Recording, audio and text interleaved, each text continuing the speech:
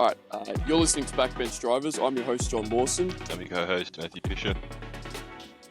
And this week we're joined by the one and only Nick Folkes. Now, if you were involved in our side of politics maybe 10 or 15 years ago, you would have known this guy's name like the back of your hand. However, in recent times, he's sort of retired from politics, but nonetheless, he has a lot of experience and a lot of stories to tell. So we've brought him along on this episode to really hear about his story. And especially in light of the recent attempted Trump assassination, Nick's story becomes all the more relevant because he was the subject of political violence from not just random actors and the lower levels of society and Antifa types, but he was also a victim of violence from the government and harassment as well from the police. So it's great to have Nick here on this episode. Nick, would you like to introduce yourself to the audience? Yeah, hi, my name's Nick Folkes, and I live up near Kyogle now, but I was living in Sydney for 30 odd years, and yeah, I got involved in political activism, and then going back into the 90s, I was a member of the Liberal Party, and I thought that, party politics and everything like that was something I really wanted to get involved in, and then it just sort of grew on me, and then I was with the Australian Monarchists too for a little bit, and I was a convener and that sort of thing, and I had a little bit of trust in the system of things, which I don't now, but I got involved in political activism because I really thought that we could make a change and just get Australians motivated because and get on the street and take our battle to the street and try and have a conversation about things.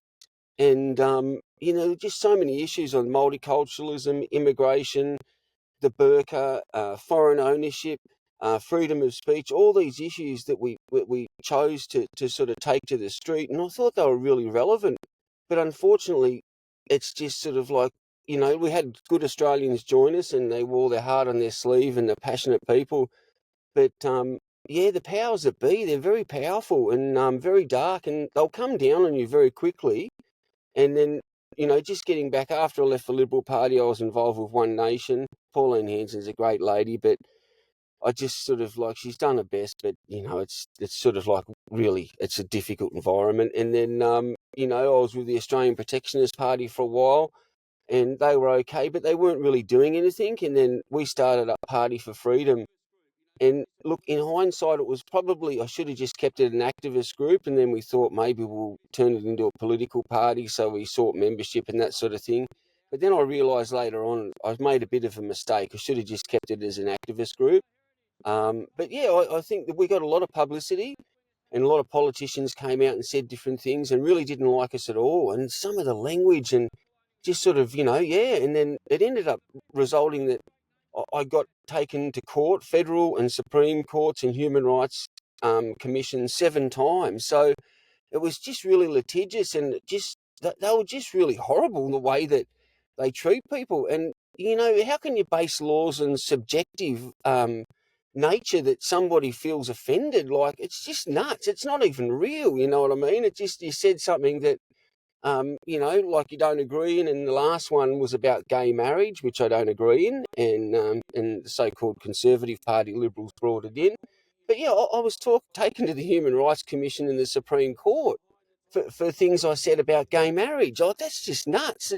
Don't hate gays at all, but I just don't agree with gay marriage. But there were just so many other things too. In Cronulla 2015, we really sort of I had dealings with New South Wales Police for 3 months dealing up to that, and I was always open and willing to listen to what they would say and comply. We could comply. And I went to them 3 months before, sometime in September 2015, and said, this is what we want to do. We want to have a memorial service for the Australians that were harassed and abused, racially abused and physically abused by these gangs at the time that were happening, and it was well known. And there's another cover-up sort of thing.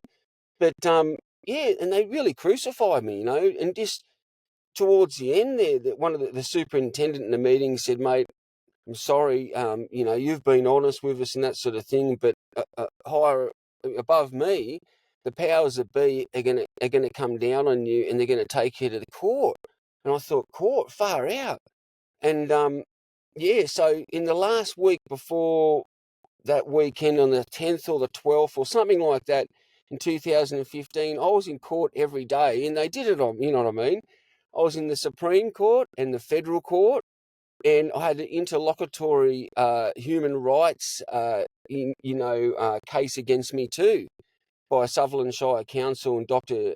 Jamal Reefi. It was just complete nuts. And the New South Wales Police Commissioner took me to court too, saying that it was going to turn into violence. Well, they can talk, you know what I mean? They're the most violent mob out, just have to look at COVID, what they did to people. They're so violent. And so I was really honest with them, and then I realised, and then getting off track a little bit, I knew Freemasons, and they tried to get me to join Freemasonry, and I didn't. And things started to get really heavy, because it started to really show me that what we think that is real, that is not real. You know what I mean? There's no true democracy in the Western world anymore. If we did, we'd have all these genuine nationalist parties in Parliament, but you can't get in there, even though your message makes sense and you're a passionate person. Forget it, because it's controlled. Everything's controlled. They're not really elected; they're selected. We live in this environment. It's unreal, and voting in democracy should be a privilege, not a right. So we've got all these lunatics voting that really don't know what they're voting about, but there's just not enough. They won't allow us to come through. If you're a patriotic Australian and you love your country, any white man anywhere, if you speak up for your people and you want to, sort of see your country go back to the way it was, and prosper, they'll come down on you like a ton of bricks, which they do to people, And I'm not the only one. There's been plenty of people that have been persecuted in Australia, heaps, and it's just so wrong, for things that they said were actually quite truthful. And I think that there's a lot to dive into there, and we'll go into a couple different topics. But what you said right at the end is absolutely correct, that this was an issue of you standing up for white people explicitly.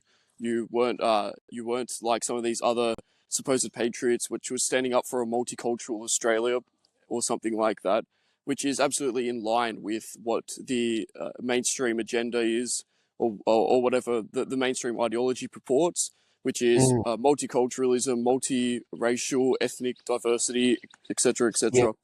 etc. However, you were actually saying, no, actually, Australia has a white identity, has a Christian identity, which is also very important. And for that, I imagine that's what brought a lot of ire down on you from the media and from the police and from the left as well. So I want to dive into one topic to begin with, or actually maybe we'll go with just right at the beginning. What woke you up to your need to get involved in politics, to push for to create an opposition towards the mainstream? What switched you off from the Liberals to begin with, and what did you see that made you realise that Australia's under threat?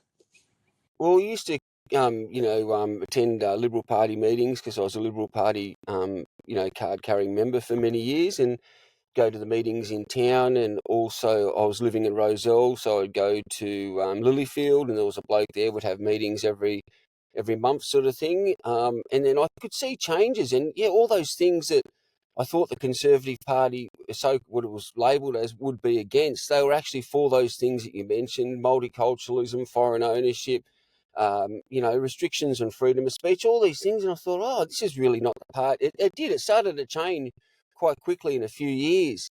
And then I thought, I've got to get out. So I did. And I was just passionate about, about Australia. My mum came here as a Russian refugee in the early 50s, and I just love this country, and just sort of like what it has done for so many people, and so many people are ungrateful.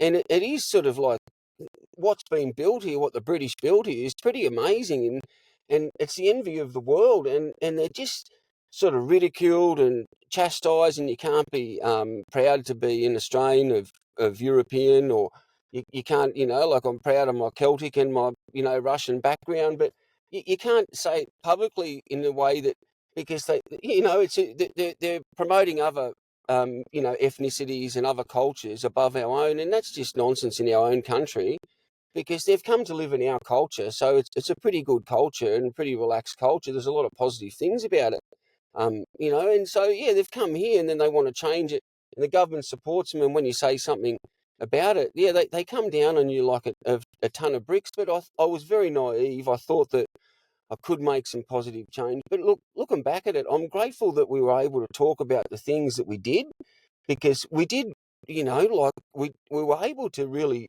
talk about certain things in the media, and we picked some good, subject matter that the media were interested in, and people felt passionate about both sides. But then there was all the violence from the low levels, from different entities like Antifa, and especially in Socialist Alliance and that sort of thing.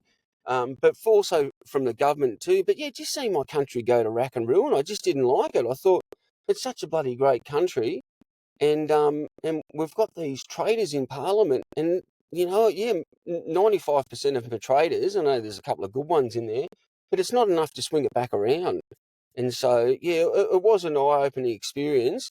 And, like I just see there's other more meaningful things that we can do. Like I don't even vote anymore because I think it's just pointless, but it's not going to stop me being an upright, proud Australian and doing the right thing by my fellow man. And yeah, there's lots of things that I think that we can get out of what's been happening since COVID and before then. And I got out of Sydney, and I think that that's a really good thing, and there's little projects in America and Europe, People's Little Europe, that project that people living together in communities, like-minded people. I think that's a great project, and those things that should be looked at, because we can't beat them at their own game, in this system of things, because they've got the money, they've got the power, they've got the infrastructure, and we wear our heart on our sleeve, but it's very difficult to get up there without being punched in the face by them. Yeah. Yeah, I don't think that it's pointless, so to speak, but Mm. I definitely think it's going to be an uphill battle all the way. And that's why your story is quite relevant. Now, I wanted to go into another part of your story, which is your heavy focus on anti-Islam activism. Mm-hmm. So that was around the time when there was a lot of mosques being built up within Yep. cities all around Australia. There was massive Muslim immigration, and Yes. there was actually a huge public backlash against this in the sort of Absolutely. 2015 era, and that was sort of reflected in America with Trump in some ways, although that was a Yep. broader trend of, I suppose you could say, implicit white identity and a Mm-hmm. general opposition against demographic transformation and opposition to immigration.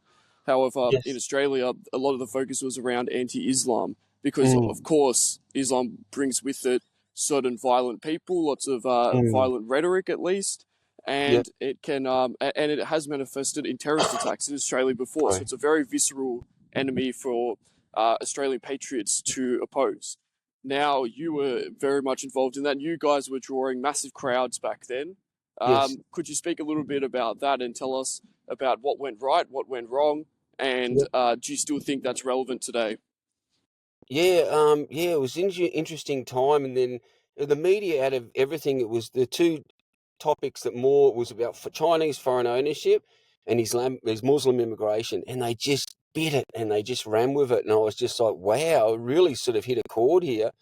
And yeah, like any country, we should have a right to decide who comes here, and it makes sense to bring people who are culturally and ethnically similar to us. I just think that's a no-brainer. It's unbelievable that they pick other people over us. But yeah, the immigration policy that both Labor and Liberal have undertaken for really since the 70s has been so destructive to Australia, and they're still continuing with it. They're still lying and deceiving, and carrying on, and like the cost of living in Australia now is out of control because of all this immigration, and they're denying it because they're liars. But yeah, Muslim immigration, it's just sort of like, yeah, it's, to me, it was just something that you just have to look at the welfare dependency, the criminality. And look, I'm not saying that all Muslims, because I've met some really nice Muslims, and we had rallies and people would come up to me, Muslims, and saying, oh, I'm Muslim and I love Australia. And I said, mate, yeah, I take you as somebody that I understand where you're coming from as an individual, and I respect that, and so then they're not all bad.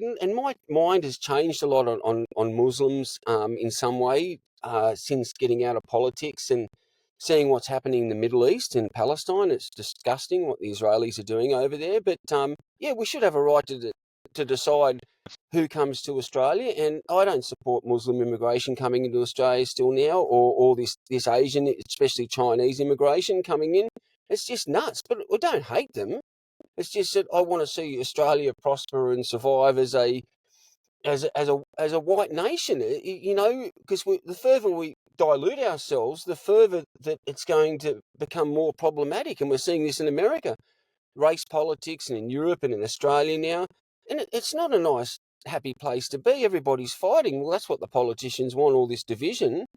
But yeah, we don't have anyone in Parliament that's actually really. There's some people are saying things, but it's not enough to actually to say, look, this is not working out. I can't believe the deceitfulness of both Labor and Liberal.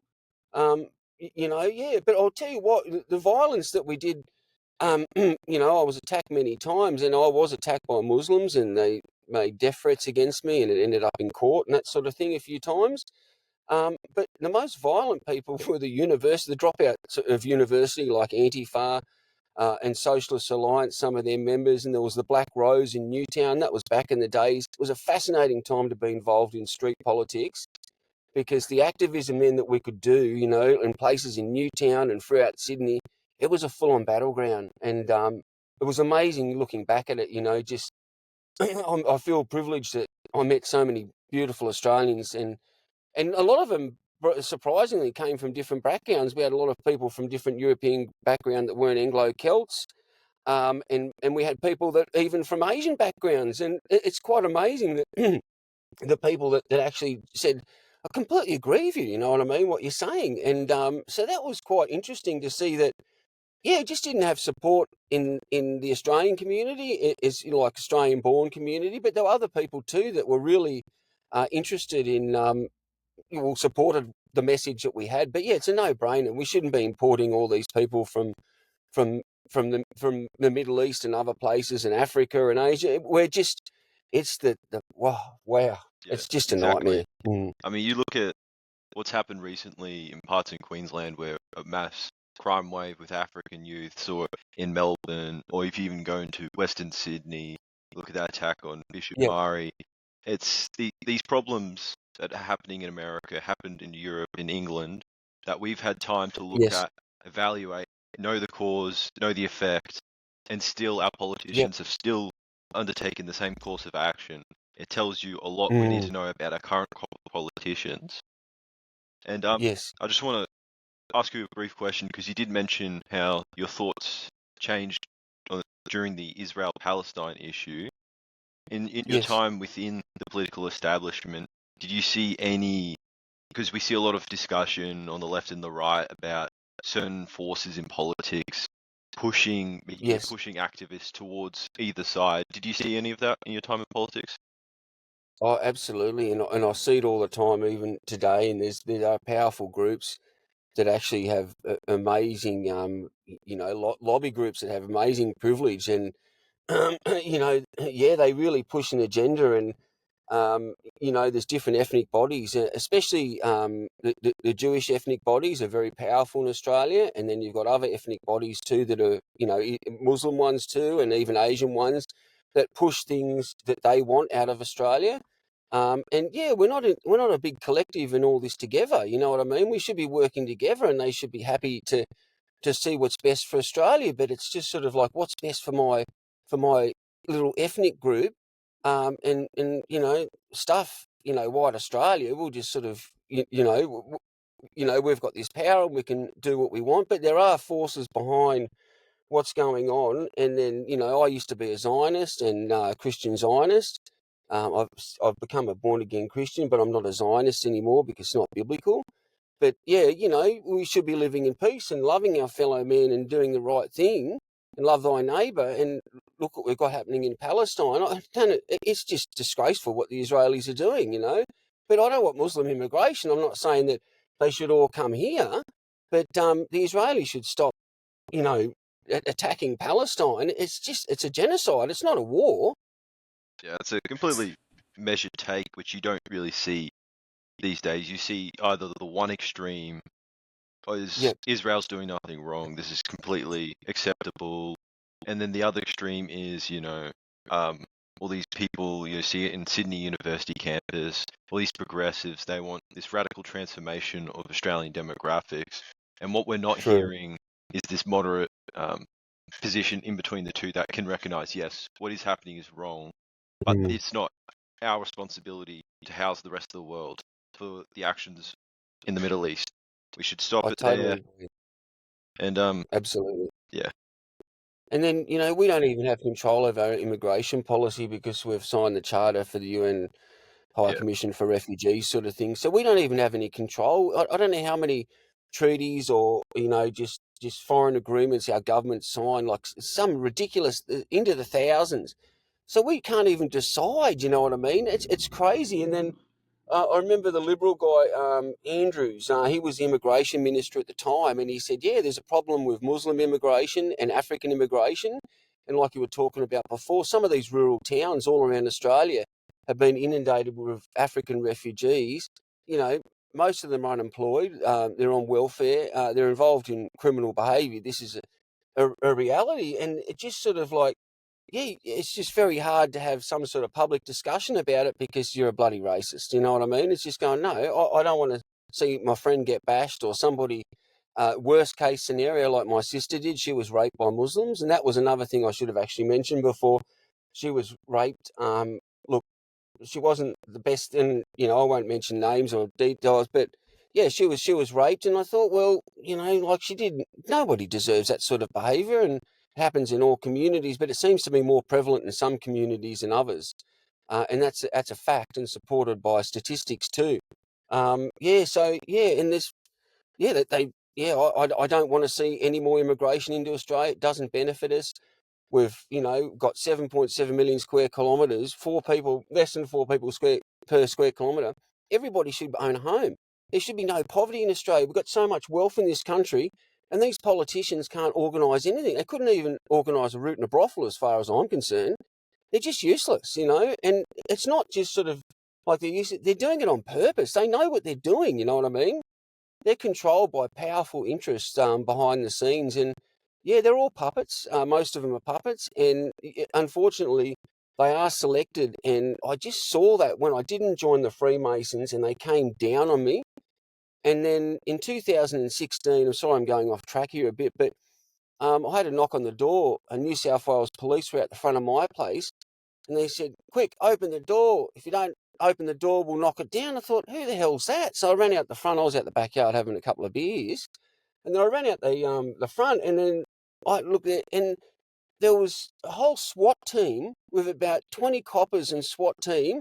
They cordoned off the street. They blocked the street, and that they said that we've got reason to believe that you threatened, you made a phone call to Wynyard Station and threatened to blow it up.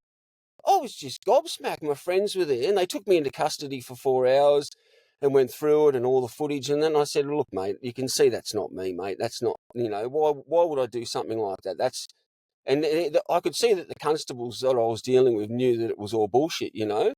But yeah, that's just the power that they've got. So they took me into custody for 4 hours, carried on, and said, no, we want you to admit that you made this phone call to blow up the railway station. And I said, well, I didn't. And fortunately for me, my neighbour had a camera out the front of their place, and the coppers asked for footage, and it confirmed that, when they said that I was in town, no, I was actually in the front of my place. So that was great. I was grateful for my... But that's the sort of things that happen in Australia, and yeah, it's just sort of we don't have freedom of speech, and we saw that with Tony Abbott when he came in and he won the 25 seats, and one of the major victories in Australian political history. A lot of genuine conservatives thought, oh, Tony Abbott, he's really going to swing things back around, and it was such a disappointment. And we thought that Section 18C of the Racial Discrimination Act of 1975, he said would be amended. And it should be amended. It should be completely deleted. You know what I mean? We should have a free public discussion on what's happening in Australia in regarding to race and immigration, and all these social problems and cultural problems and economic problems that are brought to our country. But we can't. You know what I mean? It's just sort of like we try to get it out there, but we get shut down. But yeah, that Andrews, the former Minister for Immigration, he was asked to leave after he said these things. And then Evander Vanstone, and she's a lawyer, a human rights lawyer, lovely in the Liberal Party, that John Abbott, so-called arch conservative, put in this crazy woman, and she just opened the floodgates. Yep, Vanstone opened the floodgates. She signed off on extra sort of places for refugees to come in through the UN program, and I just thought, wow, this is a Conservative Party flooding. You know what I mean? And that Andrews guy did say what he said was just true. He just, and then he stepped down after that because they didn't like what he said. Yeah. Firstly, sorry to hear about that happened to your sister. It's a horrible thing, and we wish that happened to nobody. But and just on the Racial Discrimination Act, it's funny how these protections are never applied to white Australians. You can freely discriminate, Yep. talk shit about in the media. You see it on the ABC, the SBS. You see it on social media all the time. All this hatred, this Yes. vitriol towards white people goes completely unchecked. No one ever talks about it. But as soon So as it's true. for someone who isn't a white person, you get the book thrown at you. And this, like you mentioned previously, there's these powerful racial lobby groups who push all this kind of Yes. stuff. And I mean, white people are the only people in Australia that don't have a racial lobby group. You've got the Muslims, the Asians, each of their individual groups. Obviously, the Aboriginal one is probably the largest racial lobby group, as we saw with the Voice of Parliament, how much they're pushing that. And that's why these organisations like the British Australia community are so important to get involved with, because that's the only way we can change the conversation, is if we can have people who can go and talk to the system, point out these things, and have the legal backing, so that when the system comes after them, they're not isolated. They're not one guy fighting, as many frivolous lawsuits as you are. So we need these systems. We need lawyers. We need people putting money up and all that kind of stuff. Yep, you're absolutely right, mate. And that infrastructure that we need there to support activists, it wasn't there when we were doing stuff, and it's so important. And groups like British Australia community really, absolutely. There's so much work to be done, but there needs to be something there to help people back up so they know. Because exactly, if a Muslim person gets caught out, or a Chinese person, or a Jewish person, they've got unbelievable political power behind them and support, and they're using our taxpayer funds. All these ethnic groups and lobbies are funded by us and the taxpayer. It's unbelievable. But we don't have that support. And it cost me a lot of money. And just that 1 week in court in 2015 with lawyers and barristers and that sort of thing, it cost me $22,000. Like, for anyone, that's a huge amount of money. And it really floored me because, some people were generous and supported and helped me out, but most of it came out of my own. And I just thought, I can't keep doing this. And sort of, I just got sick and tired of them taking me to court, or the Human Rights Commission. Well, that's how they do it, though. They try and, tie you out with all these frivolous lawsuits, put you in such a financial burden that you just give up, you stop fighting, and then people around you look at you, and you're the example they make. Look at this guy, he stands up for these things that you believe in. He gets thrown in all these lawsuits. He has to fork out all this cash, and so no one else copies. And that's how they impose their orthodoxy across a population that would largely agree with us. If you go door to door, ask people in the privacy of their own homes, most of them would agree with us, but they can't say it out in public, or because they're afraid of the repercussions. Absolutely right, mate. And just they smear who they fear, and they make a real sort of spectacle of patriotic Australian activists, and just smear you. And they know exactly we don't have the infrastructure to back us up. So if we had lawyers and we had sort of like just some finances behind us to actually mount legal battles, or to support people that were being taken to court or Human Rights Commission, it would make a huge difference.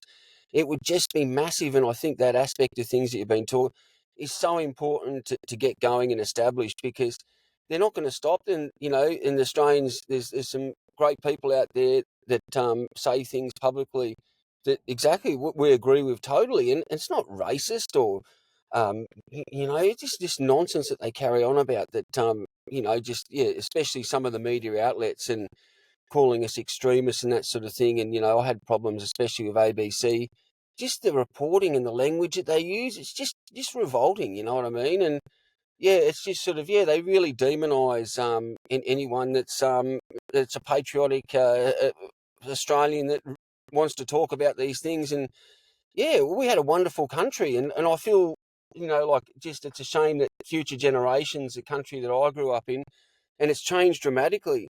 And it was a great country, you know what I mean? Just in so many ways, but then they've swamped us with all this immigration and all these policies that government has sort of like encouraged. And it's just sort of like, oh my gosh, things have changed so fast, and it hasn't been positive for Australia at all.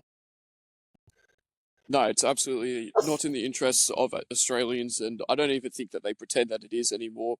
For example, if you speak to the immigration minister at any time in modern history, they'll talk about what's good for the immigrants, right? And they'll talk about the humanitarian case for why we need to bring in this population or another population. It's because they've got a catastrophe happening in their country, or Yep. they've got a war happening, or they've got a famine. And those are Yep. all, we feel sorry for these people, and we should lend some sort of support.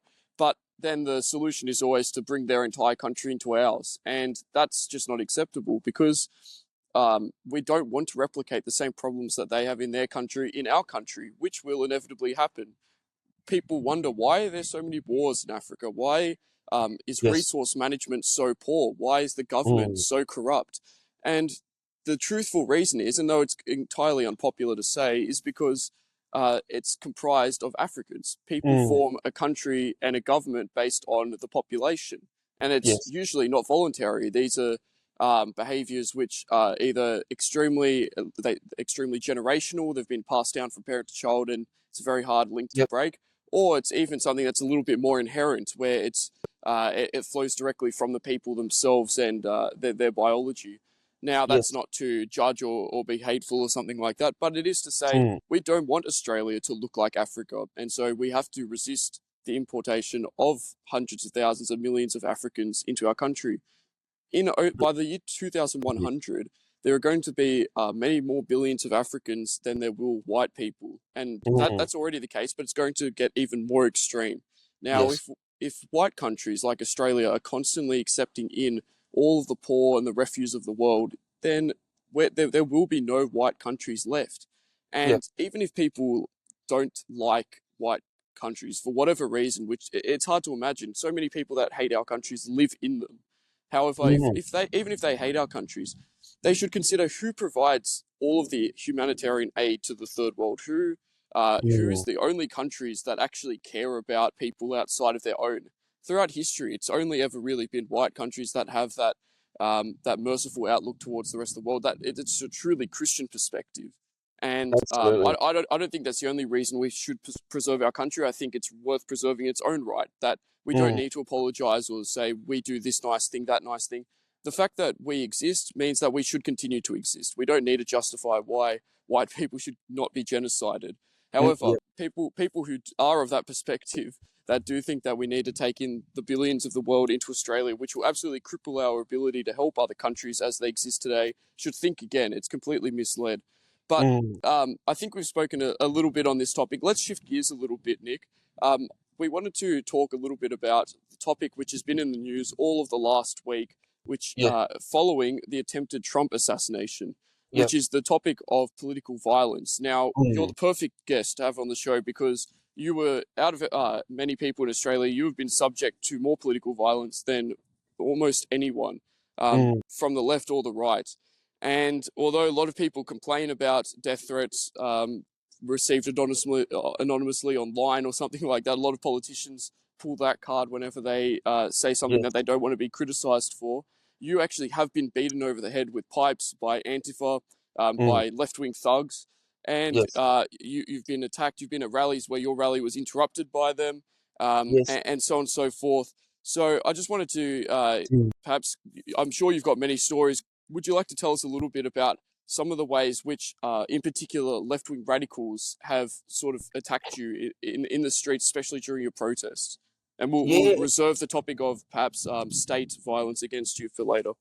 Yep, no worries. Yeah, back in 2010, Darren Hodges and I, we were running for the Senate, and we were in Newtown having a rally. Look, we were activists, so we were sort of like some people said we shouldn't be in Newtown. Hey, it's Australia. We can be wherever we like, mate. And if the lefties don't like it, well, that's, they still shouldn't have a right to come and bash people.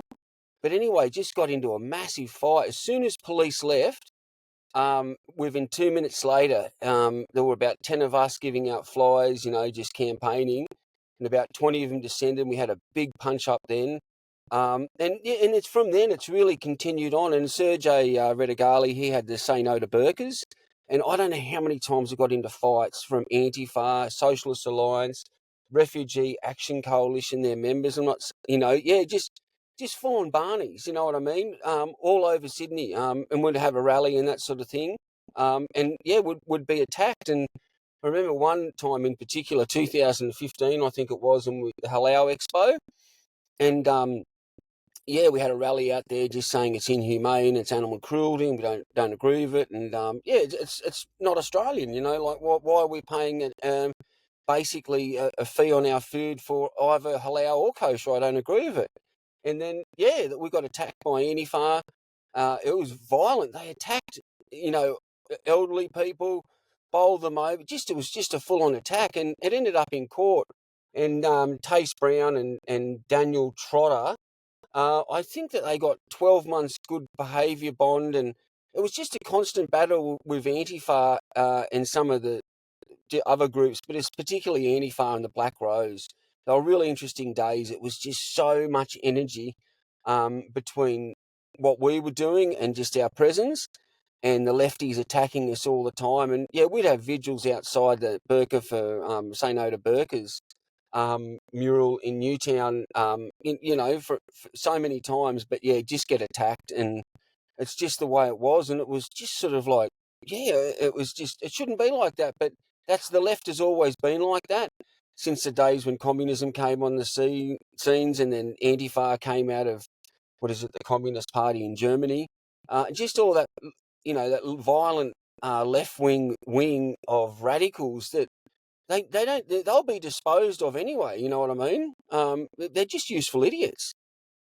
Yeah, I think there's two interesting points there. One is that Antifa, this radical communist group, always goes to bat for Muslims, and it always seems to be specifically Muslims, which is interesting.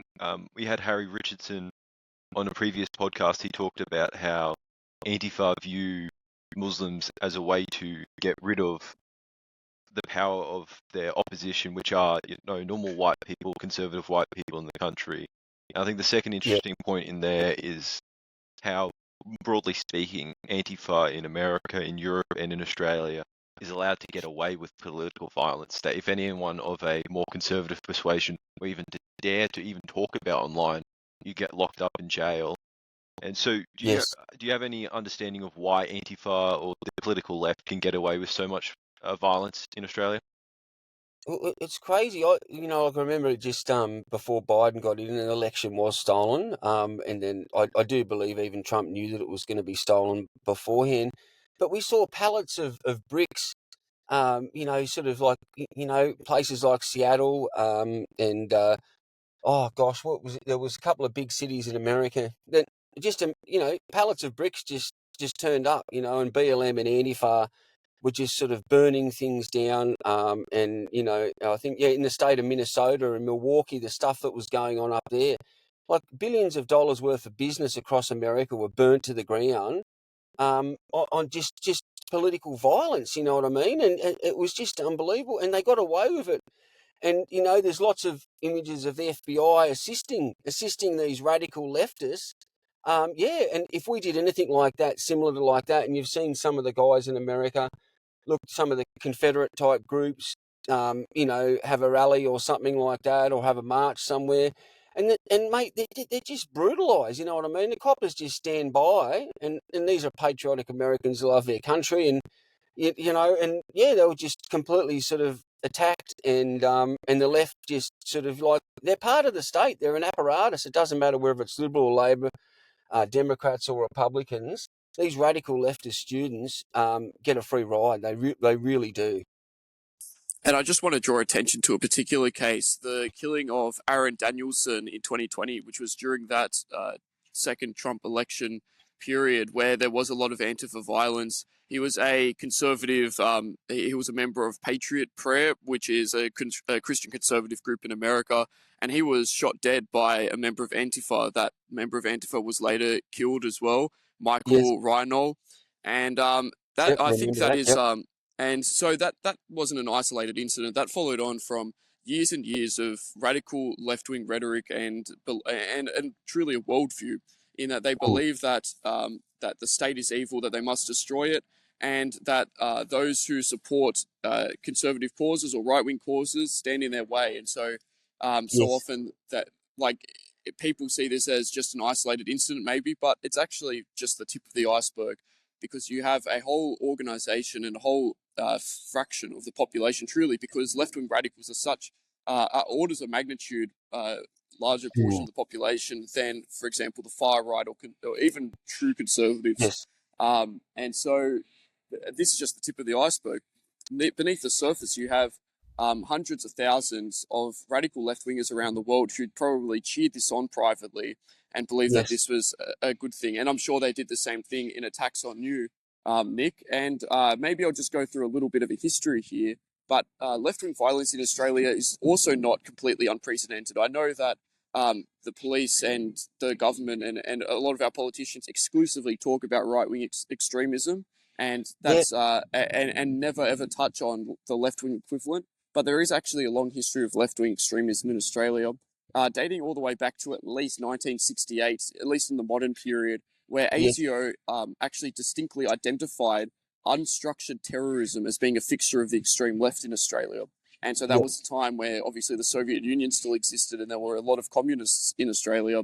Well, I don't know if you could say a lot, but there were many more communists in Australia that supported that regime and wanted to bring a similar thing to Australia, which would have involved, I suppose, in their imagination, something similar to the Russian Revolution, but in Australia, which of Yes. course would have devastated the lives of many and targeted those in power. Yep. Continuing on to the 1990s, Antifa, actually, they had lots of clashes with right-wing groups, sort of similar to what you were describing, Nick, during your own days around in 2015, when you actually had large protests ongoing. That was sort of a similar thing during the 1990s that Antifa groups or their equivalent back then were partaking in. And then I think a notable case was actually in 1994 where David Kang, who later became a lawyer, a barrister, I believe, he was a left-wing protester who, when Prince Charles visited Australia, now King Charles, back then, and was he was giving a speech. This guy Kang, he jumped up on the stage and shot at the prince with a starter pistol. Now, very well could have been a real gun, and many in the crowd thought it was. He was tackled by police, arrested. But this was actually to draw attention to the plight of refugees or something like that. I'm not really sure what the prince had to do with that, Australia's Yes. refugee problem, or at least the living conditions of refugees in Australia. But this guy thought that it was right for him to attempt to shoot at the prince or at least imitate the shooting of the prince. And thankfully that didn't happen. But perhaps we can see the difference between right-wing and left-wing extremists in that this guy was later allowed to become a barrister. So this Yes. guy, Yes. Yep. yeah, so he went on to actually Yep. hold a high place in society, place within the law after committing such an egregious act as that. Yes. So that I think that really illustrates the difference. Now, continuing to about 2015 to 2019, this is the period where you really were active, Nick, and then of course Antifa was attacking protesters from groups such as Reclaim Australia, and also there was a particular incident at Bendigo where Antifa, even by the admission of the media, instigated an attack on the protesters there who were originally peaceful, the Australian Patriot protesters. Yep. And then, of course, this continues on in the modern day. I think the most notable ongoing examples are, of course, the continual attacks against the statues of colonial figures, for example, Yes. Captain Cook, which are constantly cut down with violent slogans written on it by the same left-wing thugs. They're either chopped down, covered in paint, and this has been ongoing for years. And although it's not targeting an actual person, it's clearly targeting a symbol of, you could probably say, an entire race, the Australian people. It's targeting us because it says that our foundation, the foundation of this country never should have happened. That if they could, they would have stopped it in its place and torn it down. And clearly, if not an actual attack on people, it's clearly a threat, right, meant to instill fear and to destroy opposition to them. And although it's a little bit unpalatable to say, there have been attacks against members of the far right NSN. Recently, there was a firebombing of one activist's house and car. And even if you don't like that group, which, I mean, everyone has their disagreements, then I don't think we support the firebombing for political reasons. And what's interesting is Definitely there's not. been yet to be any police conclusions to come out of that, or at least a conclusion of their investigation into that. So it does make you wonder, are they sort of willfully permitting this to happen in order to scare similar people, or at least scare right-wing Australians off of doing similar protests, much like they did with yourself, Nick. Now, I'm sorry I sort of blabbered on for a little bit there, but feel free to jump in and give your commentary. Do you think that this trend is going to continue to get worse, or do you think it's going to that it's actually all just I'm just talking out of my bum and this is all fallacious? What do you think, Nick? You're absolutely spot on, and just sort of going back down memory lane when we had a rally in Eltham, in just outside of Melbourne, sort of thing, housing refugees in aged care facilities, like just nuts. You know what I mean? People that Australians going into retirement, having to sort of share a space with people that they couldn't even speak the same language with, on welfare and that sort of thing. But we had a rally down there, and I remember one of the police saying, this female said, you're just a pack of racists anyway. So that's just sort of like sums it up. And I had lots of police say lots of things that, and then, similar sort of wording sort of thing. But yeah, they're not on our side. And yeah, it is. It's not fair. There's no sort of, we don't have any financial backing. We don't have the infrastructure to back us up. We've got the state completely against us, and all the apparatus, especially the police and the judiciary. We don't even get a fair hearing. And and there's so many people just in the last couple of years who have, been taken to court. And, it hasn't been true. It hasn't been fair in any way. You know what I mean? It's just sort of like political intimidation. And unfortunately, it is going to get worse. We just sort of, it's one of those sad realities. I don't know what can be done about it, but that's why it's important to have groups like BACK and other organisations that hopefully have some funding that they can, from the backgrounds, support people that have said things that are just sort of like, the truthful, you know what I mean? And just sort of, it is. It's only going to get worse. And I just sort of, I feel for political activists now, because even when I was on the scene, from 2010 to really 2017, we could do a lot more things, and we had a lot more freedom. And then there were times there that we did have, that we had even had a liaison officer with the police that looked after groups like Reclaim and us and other groups. And they were sort of okay to deal with for a while, but then they got really nasty. But Reclaim was an amazing opportunity to sort of like, it began in a really good, positive way, but then it just descended into total chaos in the end. It got infiltrated, and at the end, I think one of the last rallies I went to, they were talking about the benefits of Muslim immigration, and had people from ethnic communities get up and say things. And I just thought, wow, look, and there's good people in different communities that I'm sure they love Australia, and I appreciate that. But it's just, the message got lost, because all of a sudden, and I remember saying to the lady that was organising it, and said, why are you talking about multiculturalism? Do you believe in cultural relativism, and that all these other cultures are equal to our culture and that sort of thing? I said, what are you talking about, And a lot of people don't even understand what multiculturalism is, and the dangers that it's done. They think it's just going out to the local restaurant and having a Chinese meal or a kebab after a big night on the Guinness, But it's not, and just, it's so destructive. And I just sort of like, and it is, it's only going to get worse, political violence. And the Liberal Party, like I've heard different people say that, and Patterson has said things like, oh, these right-wing extremists. I've never heard him talk about the left. Hang on, I can't recall right-wing extremists going down and doing the things that the left does, and they do it all the time, and they're just so violent and they get away with it. It's, it is.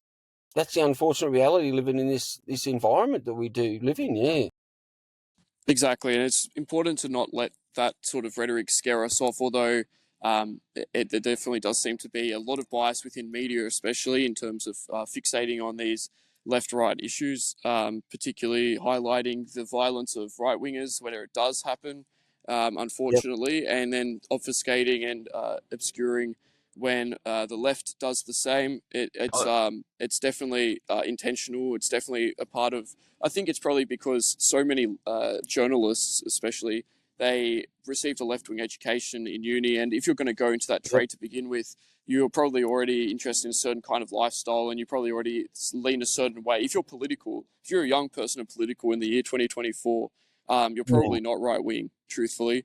Although the right wingers that do exist among our generation are much more clued in than those in previous generations, we're still a small portion of the population, and definitely the media biases towards the left. I think that's pretty undeniable, at least the mainstream. However, this doesn't even really go to explain how some obfuscated around the issue of Trump's the attempted assassination on Trump. They some media sources were putting out extremely soft headlines. They're saying stuff like "shots heard" at a Trump rally, Or as even opposed to Trump the fell reality. down.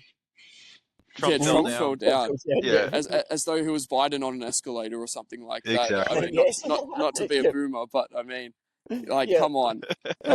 And so, what do you make of this? Do you think that we're dependent on the media, Nick, or do you think that we can sort of sidestep the media in our future attempts at right-wing political events, rallies, protests, and so on? Yeah, unfortunately, I think the media today, it's progressed in such a way that it's going to be very difficult to get out truthfully what we say, because they're going to misconstrue our words and then cut it and edit it to suit their narrative, and just basically not give us an opportunity to say what we really want to say. I think that's sort of... But there's other things politically, like even just having social groups, organisations that are public, and I think flyers and even rallies are still important.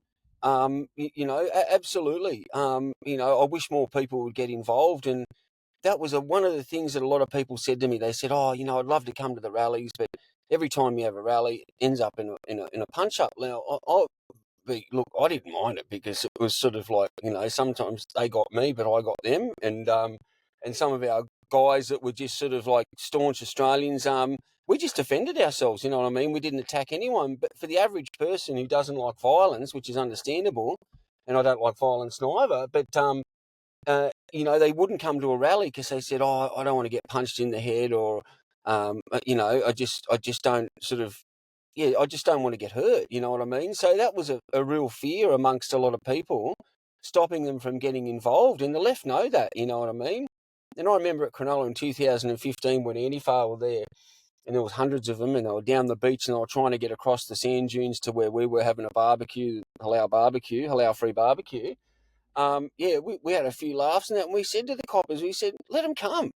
Like, let's just get this over with. You know what I mean? If they want to, you know what I mean? I know I'm some people may say encouraging violence, but no, they there and they wanted to fight us, and they were bashing people, and the police weren't doing much at all. And I said, well, if you're going to let them continue to bash the people that are walking up on their lonesome or in a small group, they just attack anyone. I said, just have a party and be done with it. But the coppers wouldn't do it, sort of thing. But they're just an extremely violent group, and I got so used to it that it was just we're going to have another rally, and we'd have a meeting beforehand, make sure that, we know what's going to happen. So make sure that we've got our cameras ready. And that was the main thing we'd want to do, is get footage. And I've just got so much footage of people, just sort of just turning in. And we never attacked anyone. We just defended ourselves. But we were attacked on so many times, and there's so many other groups that have been attacked, and individuals. This political violence that, it comes from the high echelons of political power. People can't see it because it's not obvious, it's not publicised. But they're actually giving them a free ride, a green card to do whatever they like, it's just sort of like, I don't know how we can get around that. It's so entrenched. It's sort of like, it's really entrenched. I don't know how we can get around that. But yeah, it's always good to have, people at rallies who can defend themselves. But then it's misconstrued by the media, and they say so many times about Reclaim. And I never saw anyone at Reclaim. Some people mouthed off and said different things to the lefties. But it was the left all the time that were attacking, reclaimers,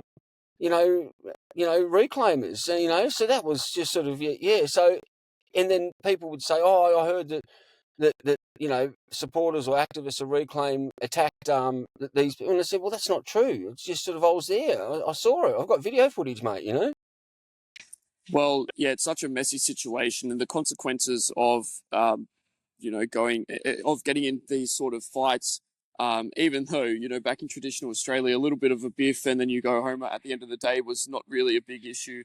If you do get in a fight as a right-wing activist or a right-wing individual, or even if there's a whiff of violence around your involvement in any sort of politics as a right-wing individual, the consequences are so high. Nick, you're illustrative of this.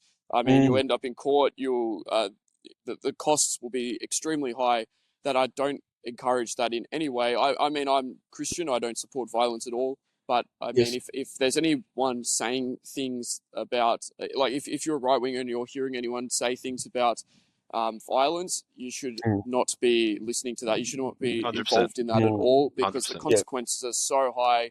You're the only one that will, you'll end up on the wrong end of it. It's impossible for it to work out any other way.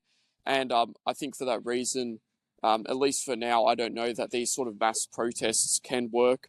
Maybe if we start to get massive numbers or something like that, at which point, like if you're able to turn out the general public or something like that, or if you're involved with a political a reputable political organization or something like that, now that's a different case. But these sort of massive rallies where the left is invited to come along and it's signaled out to them and it's very publicized, I don't know if that's something that should be attempted in the near future, just because of the political climate at the moment, until we have a sort of a legal apparatus that can actually crack down on the left when they do instigate this violence. It's just not something that should really be attempted. I think more traditional political involvement is required for now.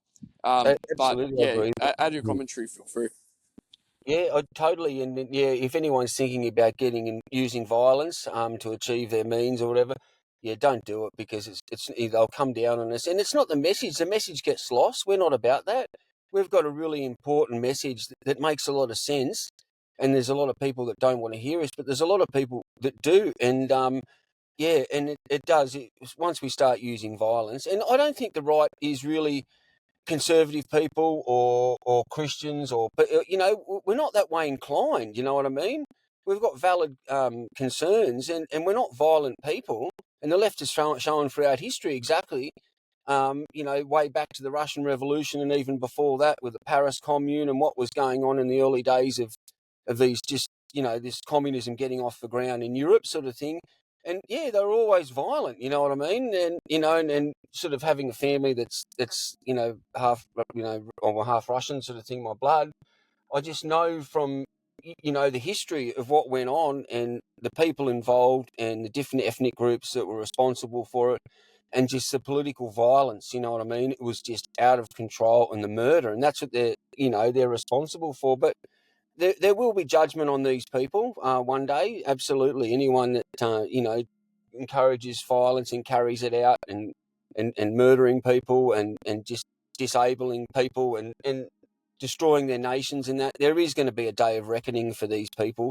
And then it's definitely, and that's coming from a Christian perspective. I do believe in Judgment Day, that they will be judged for their crimes against people. You know what I mean? Yeah, exactly. Leave the judgment to God. I think that should be our Amen. attitude towards these things. And that pretty much brings us to the end of the episode. Thank you for joining us, Nick. It was great to Yep. hear your stories, great to hear your experiences. As tough as they were, I don't think that your attempts to change the country should be forgotten, or your sacrifices in doing that. Thank you very much, How brother. Yeah, no worries. I'll let you have your final statement, and then maybe can you tell the audience where they can find any of your videos or content, even if you're not putting out any today, where they can Yep. look at your old stuff, or if they want to get in touch with you, how they can do that. Yeah, look, we did have the site on YouTube with all the videos and that, but that's been taken down, and I've got so much footage that I would actually love to give to somebody, and then they can use it and go through it and have a look at it and put it together, because there's some amazing footage there, and that's something that, you know, may be in contact in the future, or somebody may be interested that they want to have a look at it. But the meaningful things of today, I think that really activists, get out there and you know, do the things that are important. But I hope that groups like Back can really get off the ground, and other groups can come up and support them behind the scenes. And, you know, just to even have some lawyers, have some legal help, simple things like that would just mean the earth to an activist, you know, to have that help there that we can rely on. But, you know, the way the world is at the moment, and just so much is happening. And I think that a lot of people, you know, if they've got families and that sort of thing, like I've moved up to Kyogle and I've been living up here for 2 years, and I miss Sydney. It's a great place and that sort of thing. But, you know, things that sort of forced me out of Sydney. But, just getting out of Sydney and starting a new life. You can come up here. There's jobs up here, and look, you're not going to make as much money, but the lifestyle's fantastic. And I still feel like I'm in Australia. I live 30 kilometres outside of Kyogle in the mountains, and I'm living in Australia. All my neighbours, you know what I mean? It's like old school. It's unreal. You know, all the names are Scottish or Irish or English. You know what I mean? And there's other people, and just the people are just magic. You know, I've met some really beautiful people that represent the way that I feel about things, you know what I mean, that really missed in Sydney, living in Rozelle in the inner city. I felt really ostracised and alone, and, you know, so up here I feel like I've got a community. You know, in 2 years I've actually got a community, and I can talk about things that I could never talk about in Sydney amongst people in the neighbourhood that I lived in. It's fantastic. So, yeah, you know, definitely get involved in political activities. But if you're a family and you're thinking about moving out of Sydney or the big cities, I would do it, because it's a wholesome environment up here, and the future's about our children. And if we have children that are brought up in a traditional Christian way, and just all those morals and respect that entails all that sort of beautiful way of thinking. I don't want to call it an ideology, because it's just sort of like it's a traditional way of thinking. It's just sort of like it makes sense, and it creates a good foundation. And having a family and all these things that are being denigrated at the moment, there's ways like that we can do things. And so, by all means, get involved in politics. But I think party politics, going into Parliament, forget it. It's just a waste of time. You'll never get anywhere. We're not going to vote ourselves out of these problems. But there's things that we can do on other levels, and we can be an upright Australian and continue loving our country. And they hate that, and just all those traditional things that go along that made this country great. They were the things that made Australia great. Yeah, exactly. And it's great to hear that you've found a community where you feel you fit in, and that you have that environment, and it sounds like a beautiful lifestyle. So we wish you all the best. Thank you, Nick. I'll share any links I can to old videos of your work down in the comments. And Matthew, take us away. Where can everyone find more from the National Observer? Certainly, you go into Google, thenationalobserver.co. You find all our articles, all our podcasts there on our Substack. Latest article released talked about, we did a analysis of the data, demographic and housing data, to find the relation of immigration on house price growth. So if you want to have a bit of something to show your friends and family, some proof that isn't just these arguments, you certainly can use that. You can find all our podcasts on Apple, Spotify, and as always, share with people. There's no point in you just believing this stuff. You've got to try and spread the word. Have the best week, everyone. Thanks, Nick, for joining. No, more than welcome. Thank you, Matt, and thank you, John. That was great. A really great discussion. Thank you. Yeah, thanks, Nick. And maybe we'll get some of that old content off you and see if we could put that up on the internet for people to see. Oh, absolutely. I'd be more than interested in or be in contact, and more than happy to share the footage, mate. Sounds good. Have a great rest of your week. Yeah, you too, mate. Thank you very much.